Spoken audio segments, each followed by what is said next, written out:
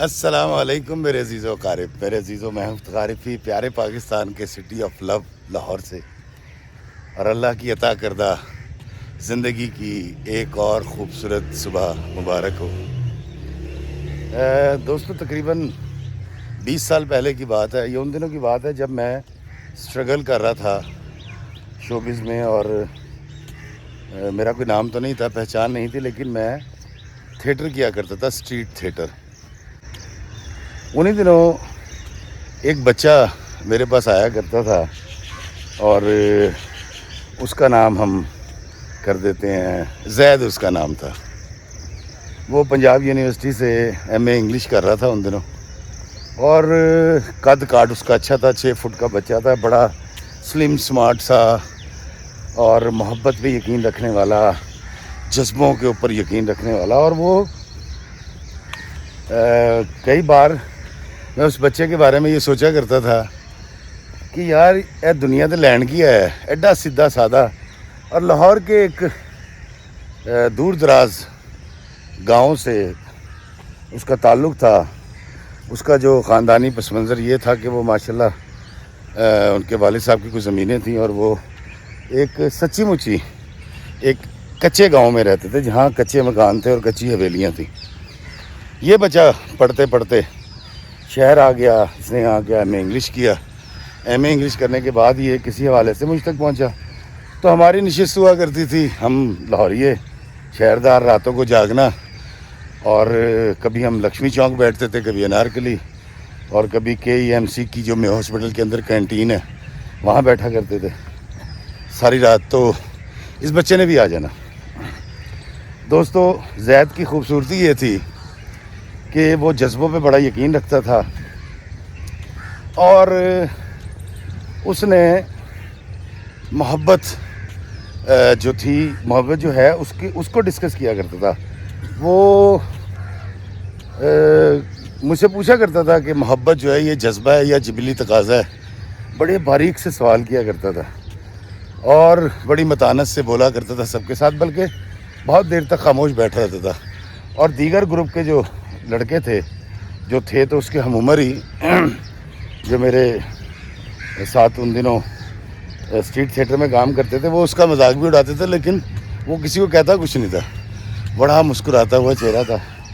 پھر اس بچے نے کیا یہ کہ اس نے یہاں لاہور میں اچرا میں ایک اکیڈمی بنا لی، اور وہ تعلیم کی، علم کی روشنی پھیلانا چاہتا تھا۔ اور اس نے بڑے اچھے کام یہ کیے کہ اس نے اس اکیڈمی میں رعایت دے رکھی تھی ان غریب بچوں کو کہ جو فیس نہیں دے سکتے وہ فیس نہ دے، بلکہ کتابیں بھی دلوایا کرتا تھا۔ اور اس حوالے سے وہ بچہ میرے بڑے دل کے قریب ہو گیا، اور اس کے اسٹوڈنٹس آج جو اس اکیڈمی سے پڑھے تھے وہ یورپ، یو کے، کینیڈا، بہت جگہ پہ ہیں۔ میں اکیڈمی کا نام اس لیے نہیں بتا رہا کہ مجھے کچھ جو میسیج دینا ہے وہ ضروری ہے، نام بتانا ضروری نہیں ہے۔ خیر دوستو، وقت گزرتا گیا۔ ان دنوں اس بچے کا ارادہ یہ تھا کہ وہ سی ایس ایس کرے گا، اور میرا پکا یقین تھا کہ یہ سی ایس ایس کر جائے گا۔ جتنا ذہین تھا، جتنا پڑھاکو تھا، جتنا ڈاؤن ٹو ارتھ تھا، آئسولیٹ ہو کے رہتا تھا۔ دوستو، اس بچے نے ان دنوں مقابلے کے امتحان ہو رہے تھے اس کے اے ایس آئی کے، اس نے اے ایس آئی کا ایگزام دے دیا پولیس میں۔ اور جب اس نے ایگزام دیا تو ہم سب نے اس کو مبارکباد دی، اور میں نے کہا یہ کیا کہتا؟ جی میں تو ویسے ہی سوچ رہا ہوں کہ ایک سیٹ آئی تھی تو دیکھتے ہیں سلیکٹ ہوتا ہوں کہ نہیں، ویسے ٹارگٹ میرا یہی ہے کہ میں نے سی ایس ایس کرنا ہے۔ اور مزے کی بات یہ ہے کہ اس نے اے ایس آئی کا جب وہ ہوا، سلیکشن ہوا، تو اتفاق ایسا ہے کہ جس دن اس رزلٹ آنا تھا، اس کا نتیجہ آنا تھا، اس دن میں اس کی اکیڈمی میں بیٹھا ہوا تھا، اور مجھے یہ بھی یاد ہے کہ اس نے میرے لیے گاجر کے جوس کا ایک گلاس منگوایا تھا۔ میں بیٹھا ہوا تھا اور اس کی تعریف کر رہا تھا، اور وہی سافٹ گفتگو ہو رہی تھی، اور ڈاکیا آتا ہے اور اس نے آ کے کہا کہ یہ لیٹر ہے جی۔ دوستو، زید نے بڑے مسکراتے ہوئے لیٹر لیا، اس کے چہرے کے تھوڑے سے ایکسپریشن بدلے۔ میں نے کہا لے کاکا، لگتا تو تھانے دار ہو گیا. کہہ رہا جی دیکھیں اللہ کو جو منظور. اس کے بعد اس نے لفافے کو پھاڑا ہے. پھاڑنے کے بعد اس نے پڑھا ہے. پڑھنے کے بعد اس کے چہرے کے اوپر ایک خوشی آئی ہے. اس خوشی کے اندر تھوڑا سا بدلاؤ آیا ہے اور ایکسپریشن تھوڑا سا ہارڈ ہوا ہے. انہوں نے کہا لو جی فی بھائی مبارک ہوئے, میں یہ تھانے دار ہو گیا. میں نے ایسے کر کے دیکھا, مبارکباد دی, جفی ڈالی. میں کہہ رہے یار کیا بات ہے زید, بہت مبارک ہے تجھے یار.